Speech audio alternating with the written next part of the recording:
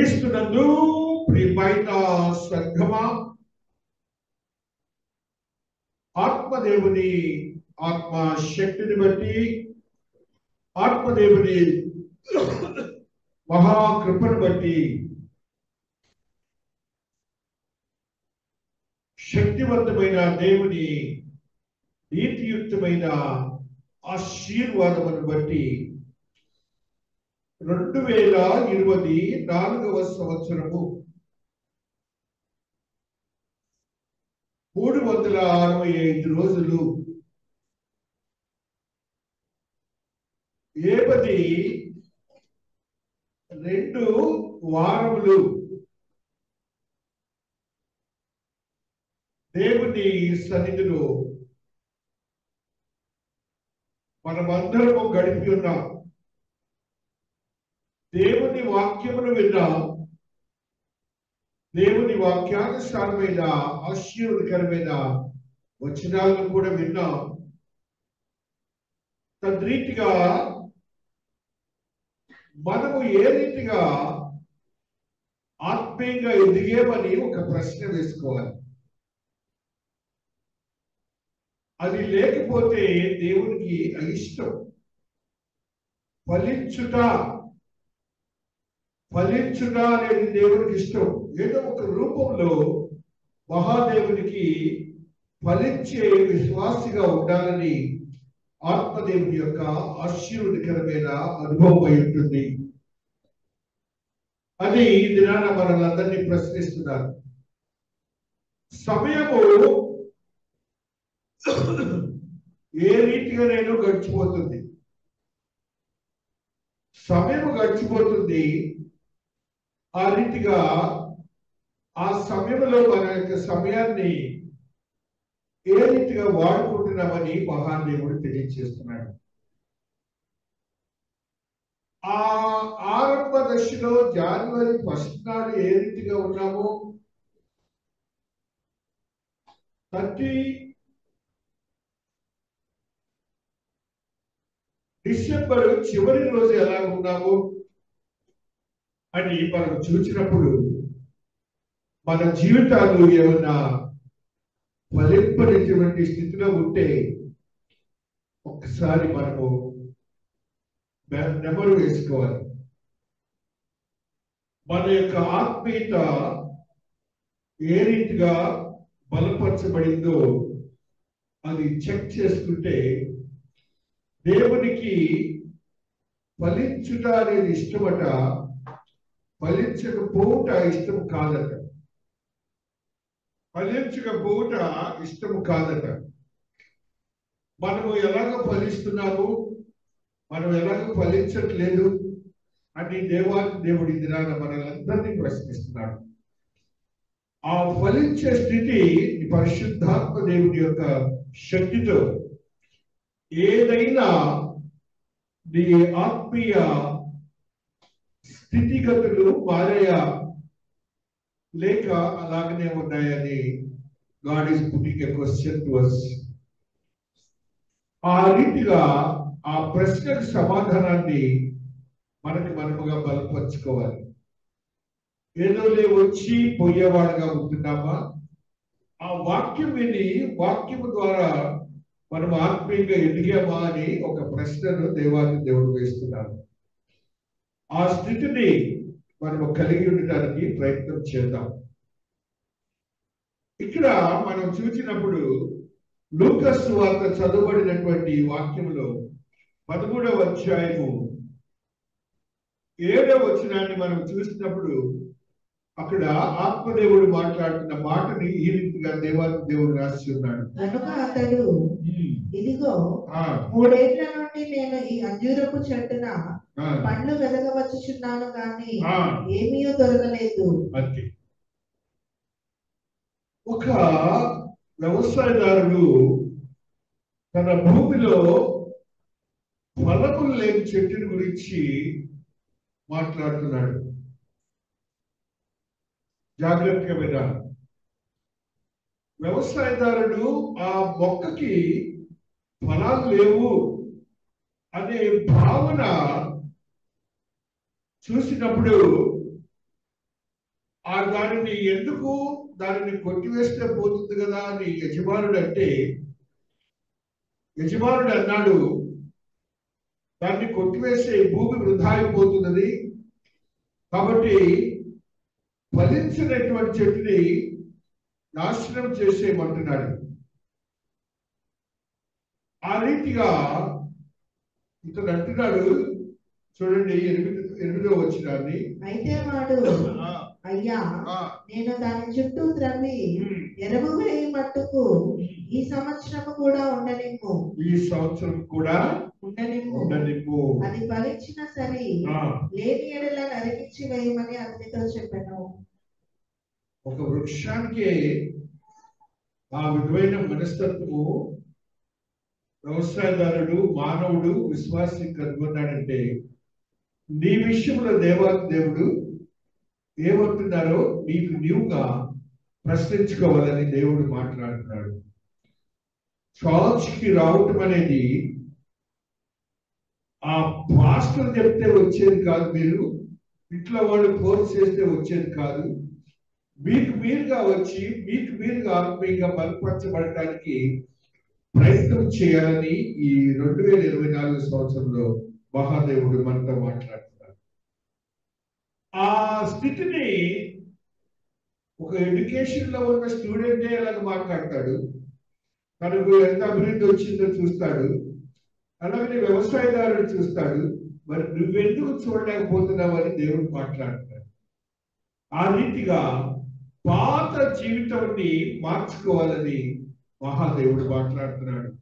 ఫలింప లేకపోవట కారణాలు మత్తయి సువార్త 3వ అధ్యాయము 10వ వచనాన్ని ఒకసారి చదువుకుందాం. ఇప్పుడే గొడ్డలి చెట్ల వేరున ఉంచబడి ఉన్నది కనుక మంచి ఫలము ఫలింపని ప్రతి చెట్టును నరకబడి అగ్నిలో వేయబడును.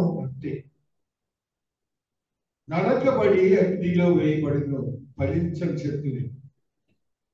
నీ పరిస్థితి ఏంటి?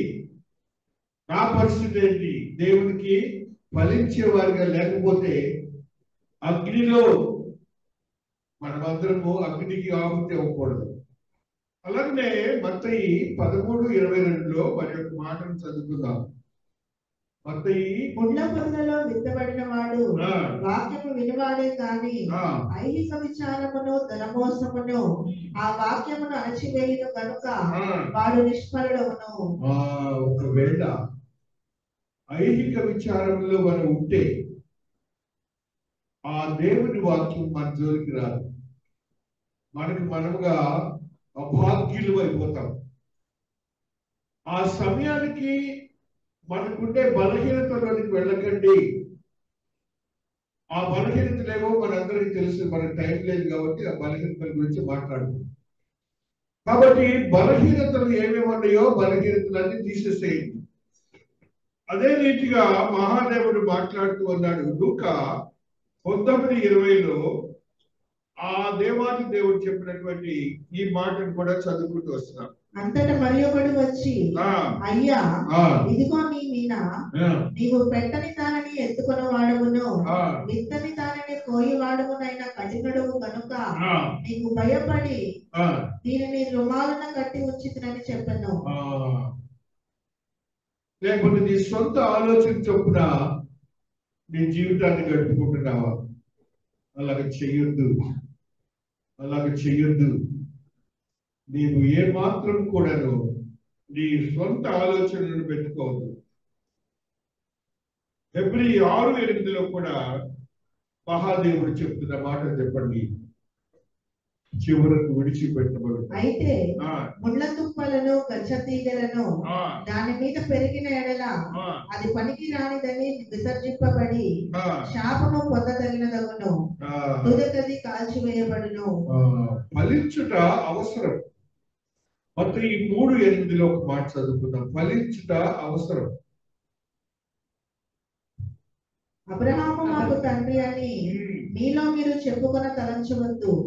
దేవుడు ఈ రాళ్ల వలన అబ్రహామునకు పిల్లలను పుట్టింపగలడని మీతో చెప్పుచున్నాను. అంటే దేవుడితో ఉన్నప్పుడు రాళ్ల ద్వారా కూడాను బిడ్డలు కనొచ్చు అనే మాటని దేవుడు మాట్లాడుతున్నారు. కాబట్టి మనము ఫలించడానికి వీలైనటువంటి మార్గాలను ఎన్నిక చేసుకోవాలని పాత సంవత్సరాల అంతంలో దేవుడు మాట్లాడుతున్నాడు. అలాగనే దైవ బోధలో మనం వినుంటాం ఇవన్నీ. ద్వితీయోపదేశకాండము 10వ అధ్యాయము 12వ వచనాన్ని చదువుకుంటున్నాం. ద్వితీయోపదేశకాండము 10:12. కాబట్టి ఇశ్రాయేలు నీ దేవుడైన యెహోవాకు భయపడి ఆయన మార్గములన్నిటిలో నడుచుచు ఆయనను ప్రేమించి నీ దేవుడైన యెహోవాను నీ పూర్ణ మనస్సుతోను నీ పూర్ణ ఆత్మతోను సేవించి నీ మేలు కొరకు నేడు నేను నీకు ఆజ్ఞాపించు యెహోవా ఆజ్ఞలను కట్టడలను అనుసరించి నడుచుకొందునను మాట కాక నీ దేవుడైన యెహోవా నిన్ను మరి ఏమి అడుగుచున్నాడు? చూడుము, ఆకాశము మహాకాశము భూమియు అందున్నదంతయు నీ దేవుడైన యెహోవాదే. అయితే పూర్ణ మనసుతో పూర్ణ ఆత్మతో దేవుని ఆరాధించే మనస్తత్వం కలగాలి. ఒక స్టూడెంట్ లాగా కాదు, లేకపోతే ఒక ఆథరైజ్డ్ ఆడిటర్ మాట్లాడుతుంటే వింటాం కాదు. దేవుడే నీతో మాట్లాడుతున్నాడని నీవుగా గ్రహించాలి, గమనించాలని మహాదేవుడు మాట్లాడుతున్నాడు. ఆ రీతిగా మన ఆత్మీయతను మనం బలపరుచుకుందాం, శక్తివంతమైన స్థితిగతులు స్థిరపరచుకుందాం. మహాదేవుడు మాట్లాడుతూ ఉన్నాడు. మరి ఒక మాటని జకర్యా 7వ అధ్యాయము 9వ వచనంలో ఒక సత్యాన్ని ధ్యానిద్దాం. జకర్యా 7:9 మహాదేవుడు మాట్లాడు. సైన్యముల అధిపతియగు యెహోవా నాకు ఆజ్ఞ ఇచ్చి ఉన్నాడు, సత్యము అనుసరించి తీర్పు తీర్చుడి. ఒకరి యొక్కడు కరుణా వాత్సల్యమును కనపరుచుకొనుడి. విధవరాండ్రును, తండ్రి లేని వారిని, పరదేశులను, దరిద్రులను బాధ పెట్టకుడి. మీ హృదయమందు సహోదరులలో ఎవరికి కీడు చేయ తలంచుకుడి. అయితే వారు ఆలకింపనొల్లక మూర్ఖులై వినకుండా చెవులు మూసుకొనిరి. ఈ లోకరీతిగా ఉన్నటువంటి బలహీనతలోనికి వెళ్ళకూడదు. ఆ రీతిగా మనగా దేవుడి దూరస్తులు అవుతామని గుర్తించాలి. ఆ రీతిగా దేవుడికి ఇష్టమైనది ఫలించుట, ఆయన బోధన వినుట, ఫలించలేకపోవటం అనేది దేవునికి అయిష్టమని మీరు గుర్తించాలని ఈ సంవత్సరాంతంలో గమనించాలి. తెస్సలోనికలో ఒక మాట చెప్తున్నాడు చూడండి. 1 తెస్సలోనిక 5వ అధ్యాయంలో 16వ వచనాన్ని ఒకసారి చదువుకుందాం. ప్రతి విషయమునందును కృతజ్ఞతాస్తుతులు చెల్లించుడి. ఇలాగు చేయుట యేసుక్రీస్తునందు మీ విషయంలో దేవుని చిత్తము. అంతే. ప్రతి విషయంలో కూడా కృతజ్ఞతలు చెల్లించాలి. ఇప్పుడు 365 రోజులు అయిపోయింది. మనం ఇప్పుడు ఏం చేస్తున్నాం? కృతజ్ఞతలు చెల్లిస్తున్నాం. దేవా, మాకు జీవం ఇచ్చి, నీ వాక్యం ఇచ్చి, ఒక మందిరం ఇచ్చి, మిమ్మల్ని ఆరాధించే యోగ్యతలను నడిపించుకున్నారు అని మనము దేవునికి కృతజ్ఞతలు చెల్లిస్తున్నాం. ఇప్పుడు అక్కడే నెక్స్ట్ వర్డ్ ఇది రాశాడు, చదవండి. ఆత్మను ఆర్పకుడి, ప్రవచించుటను నిర్లక్ష్యము చేయకుడి. ఆత్మను ఆర్పకుడి, పరిశుద్ధాత్మతో నింపబడినటువంటి జీవితంలోనికి మనం వెళ్ళాలని ఆత్మదేవుడు మాట్లాడుతున్నాడు. మరి ఒక మాటని చదువుకుందాం. యాకోబు పత్రికలో ఒక మాటను చెప్తున్నాడు. 3వ అధ్యాయము 17వ వచనాన్ని చదువుకుంటూ వస్తున్నాం. అయితే పైనుండి వచ్చి జ్ఞానము మొట్టమొదట పవిత్రమైనది, తరువాత సమాధానకరమైనది, మృదువైనది, సులభముగా లోబడినది, కనికరముతోనూ మంచి ఫలములతోనూ నిండుకొనినది, పక్షపాతమైనను వేషధారణ అయినను లేనిదినై ఉన్నది. పై నుండి వచ్చి జ్ఞానాన్ని సంపాదించుకునే ప్రయత్నం చేయాలి. లోక జ్ఞానం ఎలాగో స్కూల్స్ లో, కాలేజెస్ లో చెప్తారు. కానీ పైనుండి వచ్చే జ్ఞానము ఆయన మందిరంలో చెప్తారు. ఆ జ్ఞానాన్ని మనం సంపాదించుకోవడానికి మనం ప్రయత్నాలు చేయాలని ఆత్మదేవుడు మాట్లాడుతూ ఉన్నాడు.